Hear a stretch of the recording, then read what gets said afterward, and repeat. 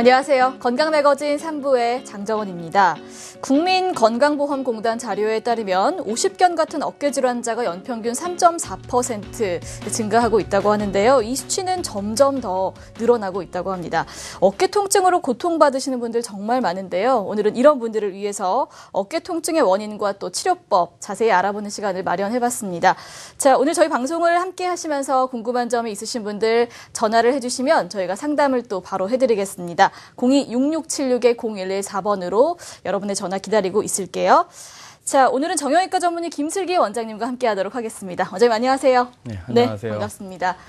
자, 오늘 어깨 통증 치료 김슬기 원장과 함께 할 텐데요. 바로 전화 연결을 먼저 해보도록 하겠습니다. 걸려온 전화가 있다고 하는데요. 여보세요? 네, 여보세요? 네, 안녕하세요. 반갑습니다. 네, 안녕하세요. 네, 어떤 점이 불편하세요? 네, 다름이 아니고 제가 올해 45인데 네. 평소에 배드민턴 동호회에서 배드민턴을 즐겨 치고 있습니다. 네네. 근데 최근에 어깨가 좀 아파서 병원에 가봤더니 50견은 아니고 팔은 잘 올라가니까 회전근 쪽이 좀 염증이 생겼다고 하더라고요. 그래서 네. 수술이나 그런 조치 없이 그냥 안정을 취하면 된다고 하는데 계속 어깨에 좀 통증이 발생을 하고 있습니다. 네. 근데 이제 딱히 수술할 정도 아니라고 하니까 가만히 있긴 있는데 네. 좀 치료를 받아야 되지 않을까라는 생각이 들어서 연락을 드렸습니다. 네네. 자, 지금 증상을 말씀을 해주셨는데 선생님 어떻게 좀 치료를 진행해보는 게 좋을까요? 네, 말씀 잘 들었는데요. 혹시 밤에 주무실 때 똑바로 눕지 않고 이제 옆으로 모로 누워서 주무실 때도 통증이 좀 있으신가요? 예, 약간씩 있습니다. 일단 말씀하신 것처럼 우리가 흔히 50견이라고 말하는 질환하고는 좀 차이가 있고, 보통 우리가 흔히 회전근개라고 해서 이제 어깨 안에 있는 힘줄의 손상이 생겼을 가능성이 높은데요. 우선 지금 특별하게 밤에 주무실 때 통증이 나타나신 지가 얼마 되지 않았으면은 비수술적인 치료를 이제 하게 되는데요. 대부분의 경우에는 이제 힘줄 손상이 어느 정도 진행됐는지를 우선 체크해 보기 위해서 초음파 검사나 이제 MRI 검사 같은 것들을 하게 됩니다. 그리고 거기에서 손상된 정도에 따라서 치료 방법을 결정하는데, 아직 나이로 봤을 때는 그렇게 심한 손상이 있으실 것 같지는 않거든요. 근데 대부분 이런 경우에는 우선 염증을 가라앉히는 약물 치료부터 시작을 하면서, 중요한 거는 이제 힘줄들이 서로 이제 균형이 잘 잡혀 있어야지 문제가 없는데, 대부분 이런 균형이 무너져 있기 때문에 이런 문제들이 발생을 하기 때문에 그런 균형을 다시 잡아주기 위한 재활치료, 훈련을 좀 하시는 그런 운동들이 필요하고요. 또 일상생활에서는 필요한 것들이 이제 너무 과도하게 힘을 쓰는 일을 하시거나 팔을 어깨 위로 들어 올리는 동작이라든지, 아니면은 밤에 주무실 때 아까 말씀드린 것처럼 옆으로 누워서 주무시는 그런 버릇은 들이지 않는 것이 좋겠습니다. 그렇군요. 또 좋지 않은 습관들이 있는 것 같은데 오늘 저희 상담이 좀 도움이 되셨길 바라겠습니다. 저희 방송을 한번 끝까지 시청을 하시면요. 약간 좀 도움이 되실 것 같습니다. 자, 저희가 오늘 어깨 통증 질환 이 부분 좀 자세하게 알아볼 텐데, 아무래도 어깨는 운동할 때도 가장 자주 쓰는 부위여서 네. 그만큼 손상될 위험이 크다고 하더라고요. 실제로 좀 어떤가요, 선생님? 네. 맞습니다. 어깨 질환에 대해서는 사실 그렇게 이제 무릎이라든지 허리처럼 정형외과 영역에서 이제 오래된 질환에 비해서는 치료를 제대로 시작한 지가 얼마 되지 않았는데요. 어깨 관절의 특징을 우리가 이제 생각해 보면, 어깨 관절은 우리 몸에 있는 모든 관절 중에서 가장 큰 운동 범위를 가진 관절입니다. 네. 우리가 흔히 골프를 칠 때 맨 처음에 티샷이라는 걸 하게 되는데, 골프공 위에 골프 티 위에 골프공이 얹어져 있는 모양, 즉 견갑골이라고 하는 뼈 위에 위팔뼈인 이 상완골의 머리 부분이 얹어져 있는 그런 모양을 하게 되는데요. 네. 뼈 길이의 접촉 면적이 작기 때문에 관절의 운동 범위는 가장 크지만, 관절의 운동 범위가 가장 크다는 얘기는 반면에 가장 불안정한 관절이라는 뜻입니다. 그래서 운동이나 일을 하다가 쉽게 다칠 수가 있고, 특히 어깨 관절을 움직여주면서 어깨의 안정성까지 잡아주는 그런 역할을 하는 회전계라고 하는 힘줄의 네. 손상이 가장 흔하게 됩니다. 가장 흔한 질환이 그러면 회전근개 질환이군요. 물론입니다. 네네. 보통 어깨가 젊은 사람들이 운동하다가 다쳐서 빠지거나 하는 네. 경우를 제외하면 나이가 들면서 서서히 오는 그런 퇴행성 질환에 거의 7, 80% 이상이 다 회전근개라고 하는 어깨의 힘줄 질환이라고 할 수 있겠습니다. 네. 예. 자, 그러면 이 회전근개가 어떤 관절의 어떤 부분을 말하는 건지 한번 좀 자세하게 알아볼게요. 예. 네네. 그 회전근개라고 하는 것은 뭐 일단 이름이 어렵기 때문에 환자분들이 이렇게 병원에 오시는 분들이 나름 이렇게 찾아보고 오시는데도 정확한 이름을 말씀하시는 분은 없고 그러실 것 같아요. 회전근 네. 뭐 이렇게 뭐 말씀을 하시는데 네. 실제로는 이것은 앞서 말씀드린 것처럼 힘줄입니다. 그래서 어깨 바깥쪽에 있는 그 위팔뼈의 머리 부분, 상완골의 머리 부분과 그 견갑골에 붙어 있는 근육을 연결하는 그런 그 조직을 얘기할 수 있는데 힘줄은 기본적으로 이제 뼈하고 근육을 연결하는 그런 조직이라고 할 수 있겠습니다. 그래서 어깨 안쪽에 있는 근육들이 수축하면서 힘줄을 잡아당기면 그게 바깥쪽에 있는 뼈를 움직이면서 우리가 관절을 쓰게 되는데 네. 그 힘줄이 이제 하나가 아니고 어깨 앞쪽에 하나, 위에 하나, 뒤에 둘 이렇게 이제 4개의 힘줄들이 뼈를 둘러싸고 있는 모양을 취하고 있어서 그 4개의 힘줄을 합쳐서 저희가 회전근개라는 이름으로 부르고 있습니다. 네. 자, 어떤 질환이든지 마찬가지겠지만 빨리 좀 증상을 알아차리는 게 중요할 것 같은데요. 이 회전근개에 이상이 생겼을 때는 보통 어떤 증상이 좀 나타날 수 있을까요? 그 회전근개라는 그 힘줄의 손상이 생기는 것은 네. 쉽게 말하면 힘줄이라는 것은 그 우리 팔이라든지 무릎의 관절을 움직이는 그런 역할을 하는 부분이기 때문에 가만히 계실 때는 통증이 별로 없습니다. 특히 그 어깨 관절에 있는 힘줄의 손상이 생기면 자세에 영향을 받기 때문에 어떤 자세를 취하느냐에 따라서 달라지는데 회전근개가 손상이 됐을 때 나타나는 가장 흔한 증상은 네. 팔을 움직일 때, 팔을 뻗거나 들어 올릴 때 혹은 아니면 팔을 이렇게 등 뒤로 돌려야 되는 어떤 특정한 동작이나 자세를 취할 때 그럴 때만 뜨끔뜨끔하게 이제 통증이 나타나고 밤에 잘 때 특히 이제 한쪽으로 모로 누워서 주무실 때 통증이 나타나기 시작해서 새벽에 자꾸 잠을 통증 때문에 깨신다든지 그런 소견이 나타나기도 하고 팔을 움직일 때 이제 어깨에서 자꾸 소리가 난다 이런 증상을 얘기하시는 분들도 있습니다. 네. 자, 이런 증상들이 좀 나타난다 하시는 분들은 이 회전근개 질환을 한 번쯤은 의심을 좀 해보셔야 될 것 같습니다. 자, 저희가 회전근개 질환 좀 더 자세하게 알아볼 텐데 사진이 좀 준비가 되어 있다고 들었어요. 어떤 사진인가요, 선생님? 예, 네. 그 어깨 관절이 굉장히 복잡한 구조를 취하고 있기 때문에 사실 말씀으로 뭐 이렇습니다 저렇습니다 해도 네. 사실 이해하기가 좀 쉽지 않습니다.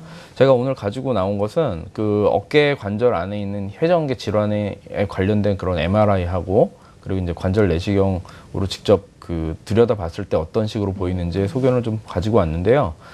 지금 보시는 것은 그 회전근개 질환의 대표적인 네. 2가지입니다. 하나는 회전근개의 손상, 이 시작되는 초기에 염증이라든지 그런 부분이 발생하는 부분이고요. 그 오른쪽에 보이는 그런 사진은 네. 그 회전근개의 힘줄이 끊어진 사진인데 여기서 보시면 여기 아까 말씀드린 상완골의 머리 부분, 상완골 두하고 어깨 안쪽에 있는 요 근육을 갖다가 연결하는 요 부분이 힘줄이 될 수 있겠고요. 요 회전근개라는 힘줄에 이제 허옇게 이렇게 염증이 생긴 소견이 여기 보이는 것이고 네. 여기에는 이제 뼈하고 연결되어 있는 부분이 끊어진 게 보이는 회전근개 파열된 소견이 보이는 그런 사진입니다. 그렇군요. 사실 이 파열까지 가지 않기 위해서 좀 빨리 치료를 하는 게 좋겠네요. 물론입니다. 네. 회전근개 질환을 치료하는데 사실 가장 중요한 것은요. 빠른 조기에 이제 치료를 하는 어떤 병이든지 마찬가지겠지만 조기에 이제 빨리 치료를 하시는 게 중요한데 회전근개가 이제 치료 시기가 굉장히 중요한 이유는 이 힘줄의 특징, 아까 말씀드린 뼈하고 근육을 연결한다는 그런 특징 때문에 일단 파열이 시작되면은 이 회전근개뿐만 아니라 모든 힘줄은 저절로 회복될 수 있는 능력이 거의 없습니다. 그렇군요. 네. 알겠습니다. 자, 자연 치유를 바라지 마시고요. 빠른 치료를 하시는 게 중요할 것 같습니다. 자, 그렇다면 이 회전근개 염증은 보통 어떤 식으로 좀 치료를 하시나요? 회전근개의 질환의 이제 초기에는 네. 우선 이제 그 어깨를 이제 움직이는 그 회전근개 힘줄이 그 어깨를 덮고 있는 그 네. 견봉이라는 뼈하고 상완골 사이에 이제 자꾸 끼면서 그 쉽게 말하면 딱딱한 뼈 사이에 힘줄이 자꾸 이제 충돌을 하면서 손상이 일어나는데요. 그런 경우에는 우선 염증이 발생하기 때문에 어깨가 아픈 겁니다. 네. 그래서 어깨가 아프지 않도록 그 염증을 가라앉히는 약물 치료를 이제 대부분 초기에 시작을 하고 그 약물 치료의 효과에 의해서 염증이 가라앉지 않을 경우에는 그 염증이 직접 생기는 그 견봉하 점액낭이라는 부분에 그 주사로 소염제를 도포하는 그런 치료를 하게 됩니다. 그리고 중요한 것은 이런 그 힘줄의 손상이 생기는 이유가 그 뼈하고 뼈가 충돌하면서 그 사이에 힘줄이 자꾸 이제 그 부딪히는 현상에 의해서 생기기 때문에 그런 충돌을 일으키지 않도록 예방하는 그런 운동들이 중요한데 관절의 움직이는 운동 범위가 줄어들기 때문에 우선 관절을 이완시키는 스트레칭 운동을 충분히 하시고 그리고 힘줄의 균형을 잡기 위한 그런 근력 강화 운동을 하시게 되면은 초기에는 회전근개 염증에 대한 치료가 충분히 될 수 있겠다고 볼 수 있습니다. 네. 자, 초기에 치료를 하신다면 약물 치료와 또 운동 치료만으로도 치료가 가능하다고 합니다. 그런데 또 파열이 될 경우에는 이런 치료만으로는 좀 효과가 없을 것 같아요. 어떤 방법으로 좀 치료를 하셔야 될까요? 네, 맞습니다. 네. 그 회전근개 파열, 아까 말씀드렸지만 힘줄은 한번 끊어지면 스스로 회복할 수 있는 능력이 없는 조직이라고 말씀을 드렸는데요. 회전근개 역시 마찬가지입니다. 그래서 회전근개 파열이 되는 것을 제가 이제 환자분들한테 그 쉽게 이해하기 쉽게 네. 설명을 드릴 때 예로 드는 게 양말에 구멍 난 것을 생각해 보시라고 말씀을 드리는데 네. 일단 양말에 구멍이 나게 되면은 그 양말을 아무리 조심스럽게 신고 다녀도 구멍이 조금씩 커지게 됩니다. 그렇죠. 회전근개 역시 마찬가지로 일단은 그 뼈에 붙어 있던 부분이 떨어져서 간격이 생기게 되면 그 안쪽에 있는 근육이 그 힘줄을 자꾸 잡아당기는 역할을 하기 때문에 뼈에 붙어 있어야 되는 부분에서부터 점점 멀어져서 간격이 이제 벌어지게 되는데요. 그렇기 때문에 이런 경우에 계속 그 내버려 두게 되면은 힘줄의 손상이 점점 진행하게 됩니다. 네. 회전근개 파열은 그렇다고 해서 이제 다치거나 해서 한꺼번에 끊어지는 경우가 아니라 대부분은 이제 퇴행성으로 장기간 사용하면서 나이를 먹으면서 생기는 질환이기 때문에 네네. 이 진행되는 과정이 어디까지 진행됐느냐에 따라서 보통 이제 완전 파열이 되지 않고 전체 두께의 한 30% 미만의 부분 파열이 있는 경우에는 힘줄의 재생을 좀 촉진시킬 수 있는 그런 치료 방법으로 체외 충격파나 네. 요즘에 이제 프롤로라 그래서 이제 증식 치료라고 하는 그런 주사요법을 사용하는 경우가 있고요. 말씀드린 것처럼 이제 50% 이상의 부분 파열이라든지 완전히 전층이 다 떨어져서 이제 뼈하고 분리된 경우에는 다시 이제 제자리에다 봉합을 해줘야 됩니다. 그리고 봉합하는 과정에서 그 힘줄을 손상시키는 게 아까 뼈 사이에 힘줄이 자꾸 끼어 들어가면서 손상이 된다고 했는데 그 뼈의 변형이 동반되는 경우가 많기 때문에 그 변형을 원래 상태로 회복시켜주는 견봉 성형술이라고 하는 그런 시술을 같이 하게 됩니다. 네. 파열 정도에 따라서 또 치료법이 약간 차이가 있네요. 물론입니다. 네네. 자, 그러면 파열이 심한 경우에는 또 수술을 하신다고 하셨는데 사진을 또 보면서 자세한 설명을 들어볼게요. 어떤 사진인가요, 선생님? 예, 네. 제가 이것은 이제 내시경, 관절 내시경으로 수술을 하면서 이제 가지고 온 사진인데요. 그 왼쪽에 보이는 사진이 이제 회전근개라는 힘줄이 끊어진 것입니다. 이 힘줄이 요 아래쪽에 있는 뼈에 붙어 있어야 되는 부분에서 찢어져서 안쪽에 있는 근육이 잡아당기는 힘에 의해서 이렇게 벌어지고 있는 사진이고, 네. 이런 경우에는 요 안쪽에 이제 손상된 조직들을 다듬어내고 이것을 다시 뼈에다가 이렇게 눌러서 원래 부분에 그 부착 부위에 이제 붙여주는 그런 수술을 하게 되는데, 이런 것들을 저희가 회전근개 봉합술이라고 하고요. 아까 말씀드렸던 이제 그 견봉 성형술이라고 하는 것은 원래 견봉이라는 것은 이제 이게 산봉우리 할 때 그 봉자를 쓰는데 어깨의 제일 윗부분이라고 해서 견봉이라고 하는 뼈가 이 부분입니다. 근데 아까 말씀드렸던 상완골의 머리 부분과 이 견봉이 자꾸 충돌을 할 때 그 사이에 지나가는 힘줄이 여기에 눌리면서 이제 손상을 받게 되면서 한편으로는 이 견봉이라고 하는 부분의 뼈가 아래쪽으로 이렇게 뾰족한 모양으로 자라나게 되는데, 이 뼈가 자라나와서 뾰족한 모양을 취하게 되면 아래쪽으로 지나가는 힘줄의 손상을 더 가속시키는 원인이 됩니다. 그래서 힘줄을 봉합을 하더라도 이 견봉의 변형을 그냥 방치해 둘 경우에는 이 변형된 견봉에 의해서 다시 힘줄이 찢어지는 경우가 발생할 수 있기 때문에 이것을 깎아서 다시 정상에 가까운 이런 모양으로 만들어주게 되는데요. 내시경으로 보게 되면은 여기 보이는 이 부분이 견봉 아래쪽에 있는 인대인데, 이렇게 이제 손상이 돼서 이렇게 터실터실하게 보이는 부분을 다 제거하면 뼈 자체가 이렇게 변형된 것을 볼 수가 있고, 이것을 평평하게 깎아서 원래 모양으로 만들어 놓은 것이 견봉 성형술이라고 하는 수술이 되겠습니다. 네. 자, 사진을 통해서 또 설명을 해드렸습니다. 사실 이 수술에 대한 걱정은 또 흉터와 좀 직결되는 것 같아요. 흉터가 생기지 않을까. 이 부분 많이 걱정들 하시는데 좀 어떤가요? 선생님? 예. 솔직히 네. 그 수술을 받으시는 분들은 사실 저희 의사가 봤을 때는 네. 그렇게 중요한 부분이 아니지만 수술 받으시는 환자분들이 가장 중요하게 생각하시는 부분은 또 흉터가 얼마나 남느냐. 이거인 것 같습니다. 근데 네. 실제로 그 수술의 결과와 상관없이 흉터가 얼마나 남느냐가 환자분의 만족도에 사실 큰 영향을 미치고요. 예전에는 사실 기술이 어깨 수술을 하는 기술이 크게 발달하지 않았을 때는 어깨 관절을 다 절개해서 열고 네. 그 절개된 부분을 통해서 힘줄을 봉합하는 이런 수술을 했었는데요. 최근에는 이제 관절 내시경을 이용해서 아까 사진으로 보여드렸습니다만 내시경을 통해서 수술을 하게 되는데 네. 관절 내시경 수술의 가장 큰 장점은 그 그러니까 정상적인 그 어깨 관절을 싸고 있는 다른 정상 조직들의 네. 손상을 주지 않고 관절 안에 손상된 부분만 치료를 할 수 있다는 게 사실 가장 큰 장점인데 거기에 따르는 이제 부수적인 장점이 상처 자체도 작게 남아서 수술 후에 만족도가 훨씬 높다라는 것이라고 할 수 있겠습니다. 다행이네요. 자, 저희가 실제 치료 사례를 좀 준비를 해봤습니다. 어떤 사례인지 선생님 좀 보여주시죠. 예, 네. 이것은 아까 말씀드렸던 그 수술 과정을 전후에 찍었던 그런 그 MRI 사진입니다. 왼쪽에 보시는 것처럼 그 어깨 관절에 이제 그 근육에서 뼈를 연결하는 요 힘줄들이 여기 파열된 부분이 있고 이 파열된 힘줄을 이어주는 이런 수술을 하게 되는데요. 보시는 것처럼 여기 아까 말씀드린 견봉이라고 하는 부분의 뼈가 평평한 모양이 아니고 이렇게 뾰족하게 변형이 된 부분이 있는데 이로 인해서 이제 힘줄의 손상이 가속화되게 돼서 네. 이것을 깎아서 이쪽에 평평하게 만들어준 견봉 성형술까지 같이 된 그런 사례가 되겠습니다. 네. 자, 예후가 좋은 치료 사례 보여드렸습니다. 사실 이 자연 치유를 바라다가 치료를 상당히 미루는 분들이 상당한데요. 이런 분들 파열 크기가 또 더 커지기도 하나요? 어떤가요? 예, 물론입니다. 그 회전근개 질환은 아까 말씀드렸다시피 이제 어깨 질환 중에 가장 많은 부분을 차지하고 있는데요. 네. 그 제가 생각했을 때 그 이유 중에 하나가 회전근개 파열이라는 질환은 방치하게 되면 계속 진행하기 때문에 전체에서 가장 큰 부분을 차지하는 질환이 아닌가 싶습니다. 네. 그래서 일단 그 한 번 찢어진 힘줄은 그 근육에 의해서 자꾸 당겨지면서 점점 벌어지게 되고 이게 어느 정도 벌어지게 되면은 그로 인해서 주변에 있는 연골이라든지 뼈 같은 다른 조직들의 손상도 유발할 수 있는 그런 질환이라고 할 수 있겠습니다. 네. 자, 지금 사진이 나오고 있는데요. 사진을 좀 보여주시죠.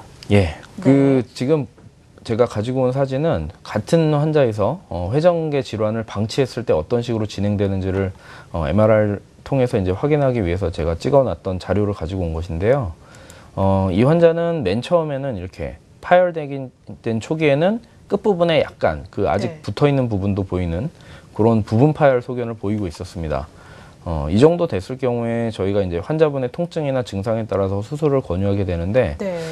수술을 너무 무서워하시는 분이셨거든요. 그래서 일단은 적절한 시기에 이제 치료를 안 하고 우선은 이제 그 보존적인 치료 위주로만 치료를 시행했었는데 시간이 지나가면서 통증이 그 호전되지 않아서 다시 한번 검사를 해봤더니 부분적인 파열이었던 부분이 이제 완전히 끊어졌던 그런 소견으로 변해 있었습니다. 네. 근데 이제 여기서 멈추진 않았고요. 환자분은 어쨌든 계속 수술을 하기에는 좀 겁이 난다, 뭐 여러 가지 이유가 있어서 치료를 적절히 못했었는데 시간이 지나니까 그 결국 이 안에 있는 근육은 이 힘줄을 계속 안에서 잡아당기고 있는 거거든요. 네. 그래서 이제 끊어졌던 부분에 점점 벌어지고 마지막 단계에는 그 이 부분에 붙어있던 힘줄이 관절 그 뼈 안까지 밀려 들어가고 이 부분에 그 힘줄이 전혀 남아있지 않은 상태에서 초기에 제자리에 있던 뼈가 그 위로 밀러 올라가서 위쪽에 있는 뼈하고 완전히 맞닿아 있는 그런 소견까지 관찰되게 돼서 이 부분은 이제 더 큰 치료를 하시게 된 그런 경우입니다. 네. 다음 사진 또 볼까요? 네. 자, 이게 이제 그 힘줄이 그 아까 그 보여드렸던 사진처럼 파열이 어느 정도 적절하게 되어 있을 때 제자리에 봉합을 하게 되면 사실 가장 좋은 치료가 되는데요. 일단 끊어졌다고 해서 뭐 무조건 치료를 하지 못하는 건 아닙니다. 대신에 완전하게 저희가 봉합을 하지 못하고 이분 같은 경우에는 여기 보이는 기구를 이용해서 잡아당겼는데 파열이 된 원래 위치까지 이 힘줄이 다시 돌아오질 못해서 중간에 그 최대한 유리를 하고 그리고 끝부분부터 봉합하기 시작해서 네. 이렇게 부분적으로만 봉합을 해놓은 상태입니다. 이런 정도의 봉합을 하더라도 완전히 끊어진 상태에 비해서는 증상이 많이 좋아지게 되고, 그 다음 환자 같은 경우에는 이분은 그 열심히 심한 노력을 분이신가요? 했음에도 불구하고 네. 아까 같은 그런 그 부분적인 그런 봉합도 하지 못해서 그냥 염증에 대한 제거만 한 그런 환자였던 것 같습니다. 그렇군요. 자, 봉합이 불가한 분들도 계신데, 자, 이럴 때는 어떻게 치료를 또 해야 될까요? 예, 그 네. 봉합이 불가한 경우에는 봉합이 불가한에도 불구하고 환자분이 통증을 네. 그 크게 느끼지 않고 어느 정도 생활을 하실 수 있는 경우면 가장 좋은 경우이겠습니다만 네. 실제로는 이렇게 회전근개 파열이 크게 진행된 경우에는 기능적으로도 이제 팔을 들어올리지 못한다는 문제가 생기고 두 번째로는 이제 통증 때문에 밤에 잠을 못 자거나 사용할 때 너무 이제 힘든 그런 여러 가지 문제가 생기기 때문에 이것을 이제 그 다른 방법으로 치료를 하게 되는데 제가 거기에 대한 자료를 좀 보여드리도록 네, 하겠습니다. 한번 볼게요. 이 부분은 아까 보여드렸던 것처럼 그 힘줄이 굉장히 크게 파열이 돼서 안쪽에 이제 거의 멀쩡하게 남아있는 힘줄이 없는 상태에서 그 상완골이라고 하는 이 뼈가 관절와라고 하고 있는 부분에 정상적으로 이제 위치하지 못하고 위에 막아주는 힘줄이 없기 때문에 이렇게 위까지 들려서 그 위에 있는 견봉하고 이제 직접 맞닿을 정도의, 그리고 이렇게 보시면 동그란 뼈가 아니라 이렇게 뾰족뾰족한 그런 골극이라고 하는 뼈의 변형까지 동반되어 있는 관절염까지 진행된 환자입니다. 이런 환자 같은 경우에는 내시경으로 아까처럼 봉합하는 게 거의 불가능한 게 되고 네. 실제로 봉합을 할 수 있다고 하더라도 50% 이상에서 다시 재파열되는 그런 경우가 굉장히 많기 때문에 저희가 이런 경우에는 그 인공관절이라고 하는 치료를 방법을 바꾸는데, 일반적으로 관절염일 때 사용하는 인공관절과 달리 이것은 그 관절와 부분이 원래는 이렇게 온폭하고 여기에 이제 동그란 상완골 머리 부분이 있는데 네. 반대로 관절와 부분을 볼록하게 그다음에 상완골 부분을 이렇게 오목하게 만드는 그런 인공관절을 수술을 하게 됩니다. 이런 인공관절을 저희가 역행성 인공관절 전치환술이라고 부르게 됩니다. 이렇게 역행성 인공관절 치환술을 하게 되면 이 관절을 바꿔줌으로써 회전계라는 힘줄의 기능이 없더라도 팔을 들어 올릴 수 있게 하는 그런 수술이 되겠습니다. 알겠습니다. 자, 인공관절 치환술까지 자세하게 알아봤습니다. 자, 오늘 건강매거진 3부에서는 어깨관절 질환 치료법 자세하게 알아보고 있는데요. 평소에 어깨 통증으로 고생하시는 분들 주저하지 마시고요. 전화 많이 주세요. 02-6676-0114번입니다. 자, 시청자분과 또 연결이 되어 있다고 하는데요. 전화 바로 받아보도록 하겠습니다. 여보세요? 네, 여보세요? 네, 어머니 안녕하세요. 반갑습니다. 네, 안녕하세요. 네, 어깨가 어떻게 불편하세요? 어깨가 아까 TV 보니까 제 증상하고 똑같더라고요. 아, 그래요? 예, 어떤 증상 있으세요? 이래 팔을 들면은 통증이 오고요. 뒤로 어깨끈까지도 못 올라가고. 네. 그런데 제가 한 6개월 정도 됐거든요. 네네. 그런데 MRI도 찍고 다 했는데 병명이 아무것도 없다 하더라고요. 오. 그런데 저는 아픈데 아픈 부위가 없다는데 이거 네. 어떻게 해야 될지를 모르겠어요. 어머니 많이 답답하셨겠어요. 네. 네. 선생님, 실제로 이런 환자분들도 상당하시죠? 어떤가요? 아, 그렇죠. 네네. 이런 환자분들이 어깨 질환, 어깨 회전계 질환 환자의 사실 절반 이상은 다 이런 환자라고 보시면 됩니다. 예, 말씀 잘 들었습니다. 네. 지금 말씀을 들어보니까 이것은 그 회전계라고 하는 그 힘줄의 질환인 것은 맞는 것 같습니다. 근데 이제 이게 병원에서 이제 MRI까지 찍었는데도 불구하고 특별한 이상 소견을 발견하지 못했다 이렇게 말씀을 하시는데 이것은 이제 그 회전계 손상이 아직 파열까지 진행되지 않은 그런 단계라고 보시면 됩니다. 우리가 이제 그 옷 같은 걸 오래 입었을 때 팔꿈치 같은 그런 접혔다 폈다 하는 부분들이 이제 해지게 되면은 어느 정도는 오래 입어도 이게 이제 갑자기 천이 뭐 찢어지거나 하진 않지 않습니까? 그래서 이게 천이 서서히 다 닳아 없어지는 그런 과정에서는 사실 뭐 특별히 수선을 하거나 고쳐서 입을 필요가 없는데, 그렇죠. 마찬가지로 회전계라고 하는 힘줄도 이게 충돌 증후군이라고 하는 그 뼈의 사이에 눌리는 그런 현상들이 오랫동안 방치가 됐을 때 이게 끊어지게 됩니다. 그래서 지금 어머니께서 말씀하신 정도로 봤을 때는요, 힘줄이 끊어지지는 않았지만 이제 손상이 되는 그런 과정이라고 보시고, 이런 경우에는 사실 그 특별하게 아주 뭐 수술적인 치료라든지 이런 것들을 적극적으로 하는 것보다는 평소에 사용하시는 거를 우리가 조절을 한다든지, 네. 아까 말씀드렸던 적절한 운동을 하신다든지 이런 것들이 필요할 것 같은데요. 그 사실 MRI라고 하는 검사가 굉장히 이제 그 저희가 할 수 있는 검사들 중에서는 가장 정확한 검사긴 한데요. 실제로 저희가 수술을 하면서 눈으로 직접 들어가서 보게 되면은 아직 그 부정확한 부분들도 많이 있습니다. 그래서 실제로 MRI를 한번 찍었는데 거기에서 뭐 이상 소견이 없었다 그래서 그것을 뭐 찾지 못했다 이렇게 생각하지 마시고요. 그런 경우에는 어깨를 조금 더 전문으로 보는 그런 그 경험이 많은 의사를 찾아가서 한번 그 소견을 다시 한번 확인해 보시는 게 일단 좋을 것 같고, 제가 들어봤을 때는 아직 초기이시기 때문에 네. 적절하게 약물 치료하고 재활 운동을 통해서 충분히 극복이 되실 것 같습니다. 네, 어머니 초기에 치료하는 게 가장 또 중요하다고 하니까요. 가까운 전문 병원을 다시 한번 방문하셔서 좀 적절하게 치료를 받아보시는 게 중요할 것 같습니다. 자, 계속해서 다음 시청자분 전화 또 연결을 해보도록 하죠. 여보세요? 네, 여보세요? 네, 안녕하세요. 예. 네, 어머니 수고하십니다. 어깨가 어떻게 불편하세요? 아니, 다름이 아니고요. 네. 어깨가, 저 오래됐어요. 어깨가 너무너무 아파가지고, 처음에 많이 아플 땐 막, 밤에 잠도 못 자고 밥도 못 그렇죠. 먹었어요. 네. 그런데, 어느 날 병원에 교통사고가 나가지고, 네. 병원에 갔더니 어깨가 인대가 하나도 없대요. 아. 그렇다고 아주 큰, 우리나라에서 제일 큰 병원으로 한번 가보래요. 그래서 이제 경희의료원의 명인이라고 해서 갔거든요. 네. 근데 MRI를 보고서는 이거 통증 완화되는 수술밖에 못한다고 그러더라고요. 네. 그래서 그냥 와가지고서는 또 삼성의료원에 또 갔더니 거기서도 역시 또 그렇게 말을 하는데, 통증 완화되는 수술만 하면은 아주 완전히 낫냐 그랬더니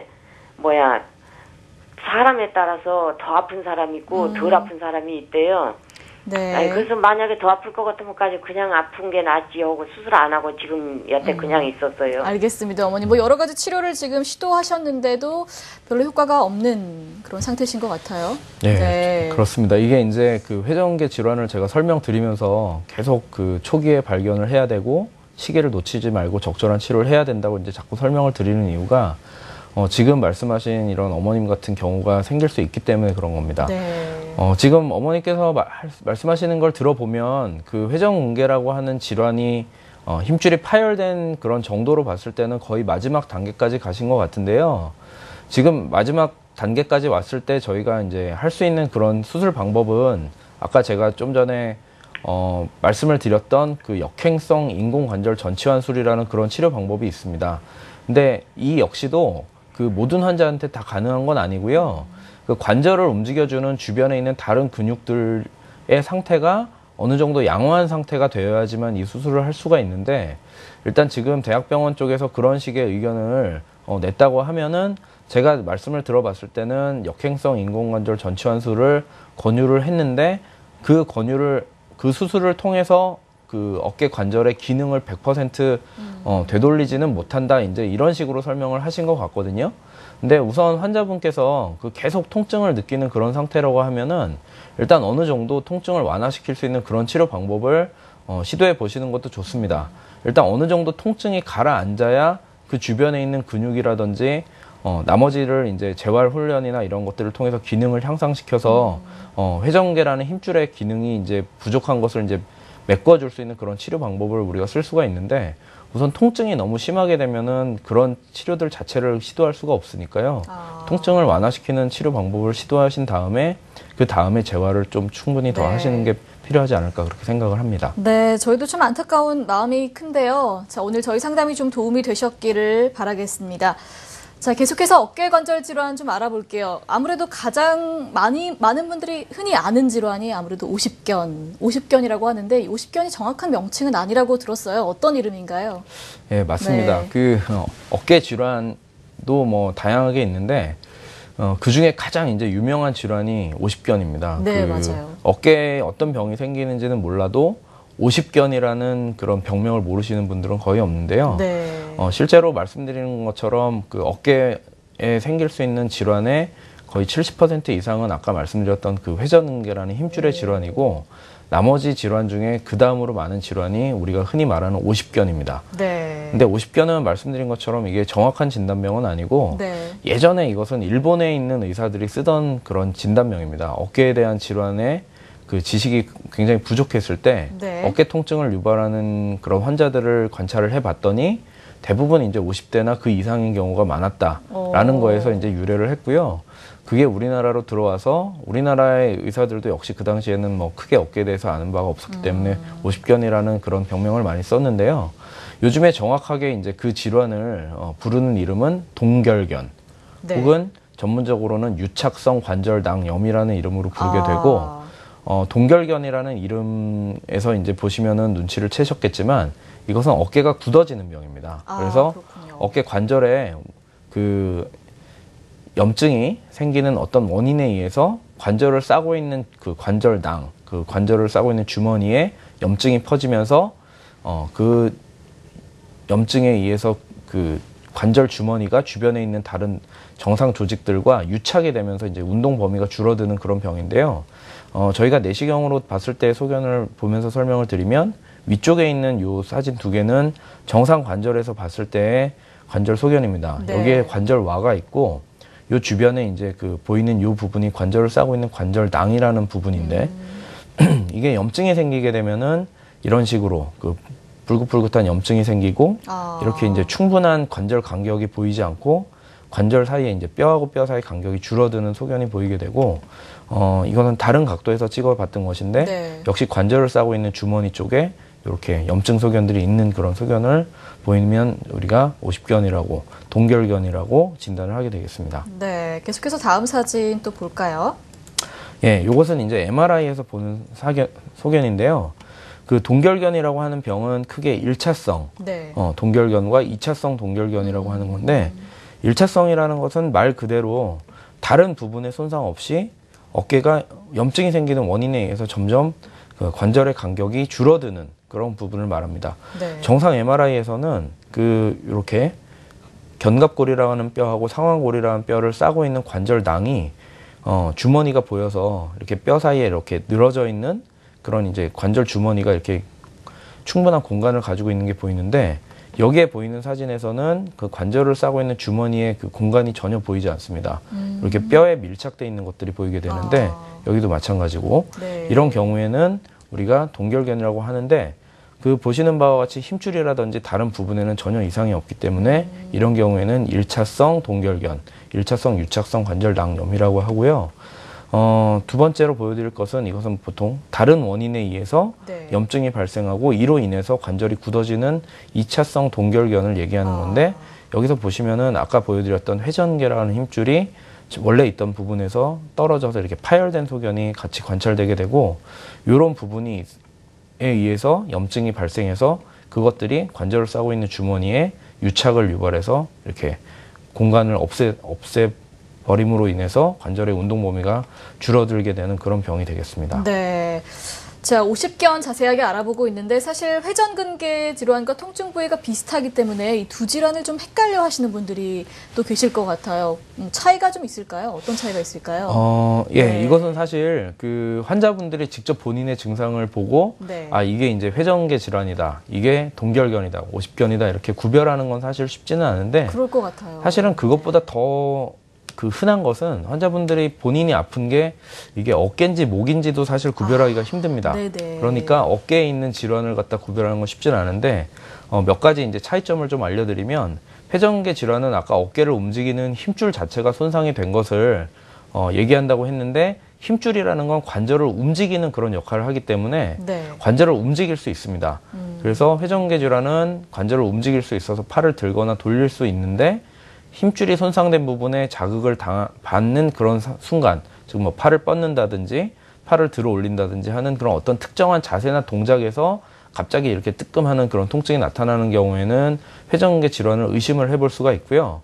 동결견이라는 것은 말 그대로 어깨 관절이 굳어지는 것으로 네. 관절을 팔을 들어 올리거나 안쪽이나 바깥쪽으로 돌리거나 하는 여러 동작들이 다 제한적으로 움직임이 이제 줄어들게 되는데 네. 특징적으로 회전계 질환에서는 팔을 안쪽으로 돌리는 게 힘들어서 팔을 등 뒤로 돌려서 뭐 뒷주머니에 있는 걸 꺼낸다든지 뭐 속옷을 입고 벗을 때 불편함을 느끼게 되는 경우가 흔하고, 그 동결견이라고 하는 그 질환에서는 팔을 바깥쪽으로 돌리는 게 힘들게 되는 그런 좀 특징이 있습니다만, 물론 이제 환자들마다 좀 차이는 있다고 이제 말할 수 있겠습니다. 선생님, 그리고 50견은 사실 뭐 기다리면 나아진다 이런 말이 있어요. 네. 치료하지 않아도 괜찮은 건가요? 사실 50견이라는 것을 기다리면 나아진다라고 하는 것은 네. 꼭 맞는 말도 아니고 틀린 말도 아닌데요. 애매하네요. 예, 왜냐하면 네. 예전에 말씀드렸던 것처럼 그 50견이라는 병은 예전에 어깨 질환을 잘 모를 때 예전에 붙여놓은 이름이라서 네네. 실제로 그때는 치료 방법이 어떤 치료를 해야 되는지 잘 몰랐습니다. 그래서 그걸 그냥 오랫동안 방치해 놨더니 뭐 한 2년, 3년 지나서 어느 날 통증도 없고 예전처럼 잘 쓰게 됐다라고 해서 그렇게 이제 보존적인 치료에 의해서 효과를 보는 경우도 많이 있는데, 이게 이제 그 관절을 싸고 있는 관절낭에 염증이 생기면서 관절이 구축이 되는 질환이라는 것을 우리가 알아낸 뒤에는 조금 더 적극적인 치료를 해서 네. 치료를 조금 기간을 단축시킬 수 있는 그런 방법을 쓰게 되는데요. 우선 이 치료 방법은 말씀드린 것처럼 이것은 네. 수술을 하지 않고도 치료가 되는 경우가 많이 있습니다. 근데 그런 경우에는 아까 보여드렸던 그런 그 질환을 두 개로 구분하는 것 중에 그 다른 손상이 없을 때, 회전계라든지 네, 네. 연골이라든지 손상이 없이 관절이 굳어지는 1차성 동결견인 경우에는 그 염증을 가라앉히는 그런 약물 치료나 주사 치료와 그리고 관절의 굳어진 부분을 풀어주는 그런 그 관절 이완 운동, 스트레칭 운동이라든지 이런 운동을 꾸준히 함으로써 이제 치료를 하게 되고요. 아까 말씀드린 것처럼 그 힘줄의 손상이라든지 다른 부분을 동반하게 되면 그런 1차적인 원인을 해결해 줘야 치료가 네. 된다고 그렇게 할 수 있겠습니다. 네, 그러면 저희가 사진을 보면서 치료법 한번 자세하게 알아볼게요. 어떤 방법이 있을까요? 예, 네. 지금 보이는 사진은 저희가 이제 초음파를 통해서 이제 관절을 어깨 관절을 들여다본 건데요. 어깨 관절은 그 관절 안 부분과 힘줄이 쌓여 있는 부분 바깥쪽에 있는 견봉하 공간이라고 하는 두 부분에 로 구별할 수가 있습니다. 두 부분 다 염증이 굉장히 심하게 생겨서 유착이 잘 되는 부위라고 할 수 있겠는데요. 우선 그 약물 치료, 먹는 약으로 어느 정도 염증을 가라앉히면서 운동을 하게 되는데 그 부분에서 우리가 충분하게 이제 만족할 만한 효과를 보지 못할 경우에는 네. 이렇게 초음파를 보면서 초음파상에서 이렇게 여기 하얗게 보이는 부분은 뼈고 그 위에 이제 힘줄이 덮고 있는 부분이고 여기 하얗게 보이는 이 부분은 이제 뼈 아래쪽에 근육을 싸고 있는 근막인데 이 사이에 있는 부분이 사실은 이렇게 그 얇은 선으로 보이는 요 까만 선이 관절 아래쪽에 견봉하 공간이라는 부분인데요. 이렇게 원래 좁지는 않습니다. 그래서 이게 이제 이렇게 좁아져 있는 경우도 역시 마찬가지로 동결견일 때 보이는 소견인데 요 부분에 저희가 주사를 통해서 이렇게 이제 얇은 그 관절 견봉하 공간 사이에 주사액을 주입해서 이제 염증을 가라앉히는 주사를 직접 이제 투입하게 되고, 그 다음에는 그 힘줄, 요 힘줄 아래쪽에 뼈하고 요 힘줄 사이에 있는 요 얇은 공간 안에도 이런 식으로 이제 주사를 놔서 관절에 이제 유착된 부분을 이렇게 넓혀주는 그런 시술을 하게 됩니다. 네. 자, 지금 관절 내시경 나오고 있는데 아무래도 좀 다음 단계 치료법이죠. 그렇습니다. 네. 관절 내시경 수술은 그 이런 동결견에 있어서는 뭐 반드시 하는 치료는 아니라고 말씀을 드렸는데 네.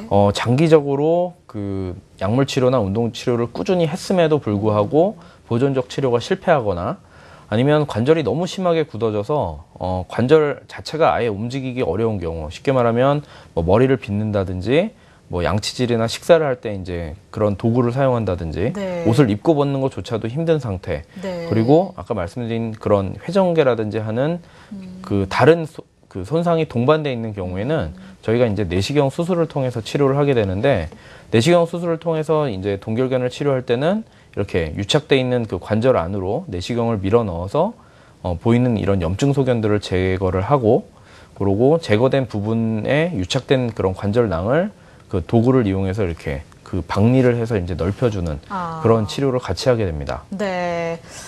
자, 치료법까지 자세하게 또 알아보고 있습니다. 오늘 어깨 관절 질환의 치료법 알아보고 있는데요. 궁금한 점이 있으신 분들 주저하지 마시고요. 전화 많이 주세요. 02-6676-0114번입니다. 자, 계속해서 다음 시청자분 전화가 또 연결이 되어 있다고 합니다. 바로 받아볼게요. 여보세요? 여보세요?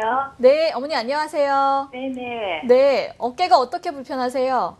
어깨 아픈 지가 지금 한 2달 됐는데 병원에 가서 초음파하고 이렇게 찍으니까 네. 이게 파열이 됐다 그러더라고요. 파열이 됐다고요? 예. 네, 인공 네. 그 인대가 파열돼가지고 그 내시경으로 수술을 해야 된다는데 내가 다리 인공 관절한 지가 얼마 안 됐거든요. 아, 네. 한 3개월밖에 안 돼서 지금 어깨까지 하면 너무 무릴 것 같아갖고는 수술을 좀 미루려고 하는데 체위 충격파 치료를 좀 일주일에 한 번씩 3번을 받아라 하더라고요. 네. 그래서 체위 충격파가 좀 생소하고 그거 하면 어떻게 좀 이 어깨에 왜 통증이 좀 낫는지 궁금해가지고 전화했습니다. 네, 알겠습니다. 선생님 바로 상담을 좀 해주시죠. 예, 말씀을 네. 잘 들었습니다. 네네. 일단은 그 회전근개가 파열됐다고 해서 수술적인 예. 치료가 필요하다 그러면은 사실 그것은 수술로 치료를 하는 게 가장 이제 적절한 치료 방법이라고 할 수가 있겠는데요. 네네. 말씀하신 것처럼 지금 3개월 정도 전에 인공관절 수술을 받으셨다고 하면 네네. 지금 보통 일상적으로 생활을 하면서 거동을 하실 때 팔을 짚는다든지 아니면은 그 물건을 잡고 일어서야 된다든지 이런 식으로 지금 팔을 계속 사용을 하시면서 어느 정도 다리의 힘이 돌아올 때까지는 팔을 계속 사용해야 되는 그런 상황이신 것 같은데요. 회전근개 힘줄이 파열됐을 때 이것을 봉합하는 수술을 할 때 우리가 꼭 염두에 둬야 되는 부분이 뭐냐면 그 수술이라는 거는 찢어져 있는 힘줄을 다시 당겨서 뼈에다가 그 실을 이용해서 다시 묶어주는 겁니다.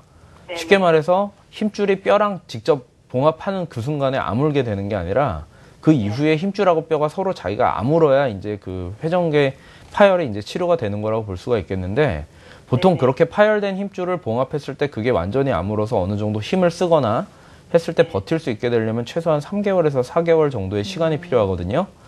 근데 지금 말씀하시는 걸 들어보면 그 회전근개라는 그 힘줄을 봉합한 수술을 하고 났을 때 저희가 힘줄이 어느 정도 붙을 수 있게 시간을 주기 위해서 보통 한 달이나 한 달 반 정도는 보호대를 착용을 시키고 팔을 못 쓰게 합니다.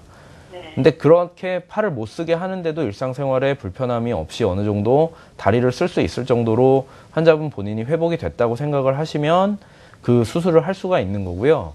아직은 그렇게 팔을 안 쓰고는 거동이 좀 힘들다라고 생각을 하시면 조금 더 기다렸다가 힘줄이 그 다리를 좀 충분히 쓸 수 있게 됐을 때 힘줄 수술을 하시면 되겠는데요. 말씀하신 것처럼 그 체외 충격파 치료 자체는 우선 통증을 완화하는 데는 꽤 도움이 됩니다. 근데 이제 힘줄이 많이 찢어졌을 경우에는 그 체외 충격파 치료를 통해서 힘줄 자체가 다시 찢어졌던 게 아물게 되거나 그 봉합하지 않고 치료가 되지는 않을 거기 때문에 만약에 그런 통증을 완화시켜서 수술할 때까지 환자분의 어깨를 어느 정도 편하게 쓸 수 있게 하는 목적으로 체외 충격파 치료를 권유를 받으셨다면 네. 그 치료 자체는 어느 정도 의미가 있다고 할 수 있겠습니다. 네. 자, 어머니 오늘 저희 상담이 좀 도움이 되셨길 바라겠습니다. 자, 계속해서 다음 시청자분 전화 또 받아볼 텐데요. 저희가 시간 관계상 좀 짧게 한번 또 받아보도록 하겠습니다. 여보세요? 예. 네, 어머니 안녕하세요. 안녕하세요. 네, 어떤 증상이 있으세요? 제가요, 한 2년 전부터 어깨가 굉장히 많이 아팠거든요. 아, 네. 근데 옷 입을 때가 올리기가 참 힘들고요. 또 제가 병원에 몇 군데 가보니까 힘줄이 늘어났다 그러더라고요. 네? 힘줄이 늘어났다 그러더라고요. 힘줄이. 네네. 그래갖고 거기서 주사를 몇 번 맞았어요. 1년에 한두 번씩 주사를 주면은 낫고 거기서 3개월만 지나면 또 팔이 아프거든요. 네, 어머니 저희가 지금 전화 상태가 좋지가 않아서 어머니 가장 불편한 게 어떤 점이세요? 어깨. 어깨가 어떻게 불편하세요? 어깨가 옷가가 입을 때 옷가가 입을 불편하고 때? 뒤로 돌리기도 힘들어요. 네, 알겠습니다. 선생님 바로 좀 그래갖고 상담을. 병원에 가면 주사를 몇 번씩 주거든요. 네. 근데 효과는 별로 그러면 좀 낫는데 없으셨어요? 요번에 가니까 한 번만 더 아프면은 수술을 해야 된다고 의사 선생님은 그렇게 이야기를 했어요. 네네, 알겠습니다. 선생님 바로 좀 상담을 해주시죠. 예, 네. 그 지금 그 회전근개 질환 오늘 그 계속 말씀을 드리고 있는데 그 질환입니다. 그래서 이게 힘줄이 어느 정도는 찢어져서 그 수술적인 치료가 필요하신 상태인 것 같고요.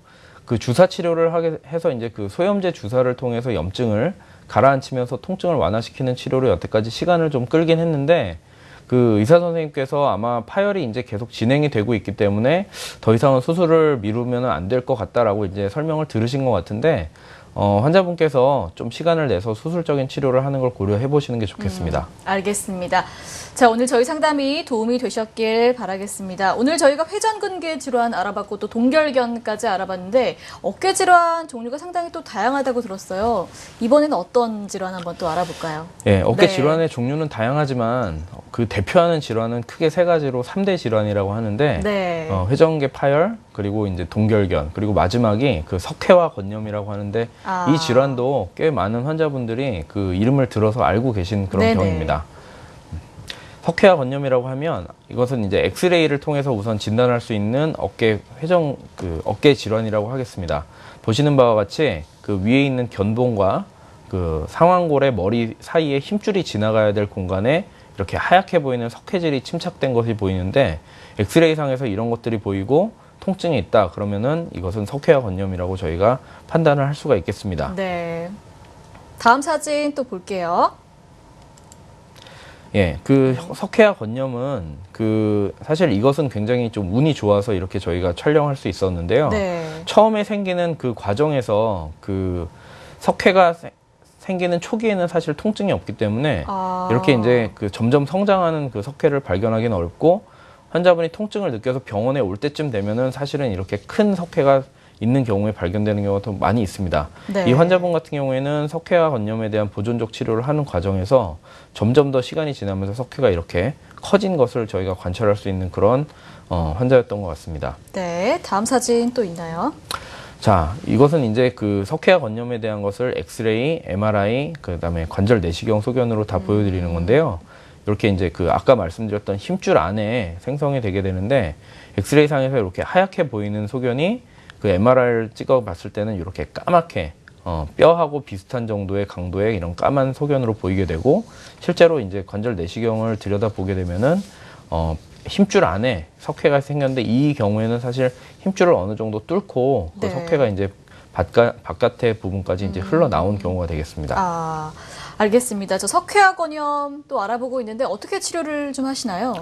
저희가 네. 그 석회화 건염 자체는요, 석회가 어느 정도 생성이 됐다가 그게 이제 그 녹아 없어지는 그런 과정이 자연스럽게 일어나는 경우도 있지만 네. 그 과정에서 석회가 많이 커지거나 거기에 이제 염증 소견이 동반되게 되면은 사실 굉장히 극심한 통증을 유발하게 됩니다. 그래서 네네. 어깨 질환 중에서 그 전체적으로는 큰 부분을 차지하고는 있지는 않지만 어깨에서 생길 수 있는 그런 통증 중에 가장 큰 그 통증을 유발하는 질환이라고 할 수가 있고요.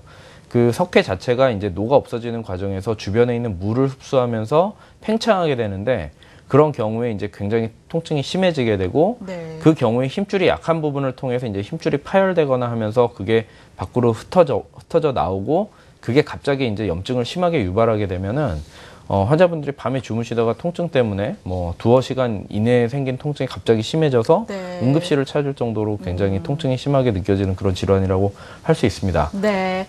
자, 오늘 저희가 다양한 어깨관절 질환 좀 자세하게 알아봤습니다. 어깨관절 건강을 지키기 위해서 평소에 좀 노력을 하는 게 중요할 것 같은데 어떻게 노력을 하면 좋을지 마지막으로 저희 시청자분들께 또 당부의 한 말씀 부탁드릴게요. 예, 네. 그 어깨관절은 그 사실은 우리 몸에 있는 그 굉장히 중요한 관절 중에 하나고 실제로 이제 병이 많이 생기는 부분이지만 여태까지 환자분들이 이게 병이 아니라고 생각하고 굉장히 방치를 하면서 이제 참아가면서 많이 네네. 써오셨던 게 문제가 되는데요. 어깨 관절에 통증이 느껴지시면 일단은 상태를 정확하게 한번 진단을 받아보시고 그리고 일상적으로는 주의하실 게 아까 말씀드린 것처럼 그 옆으로 모로 누워서 주무시는 습관은 어깨 관절의 건강에 굉장히 안 좋은 영향을 미치기 때문에 피하시는 게 좋겠습니다. 네, 알겠습니다. 자, 오늘은 정형외과 전문의 김슬기 원장과 함께 했습니다. 오늘 감사합니다. 네, 감사합니다.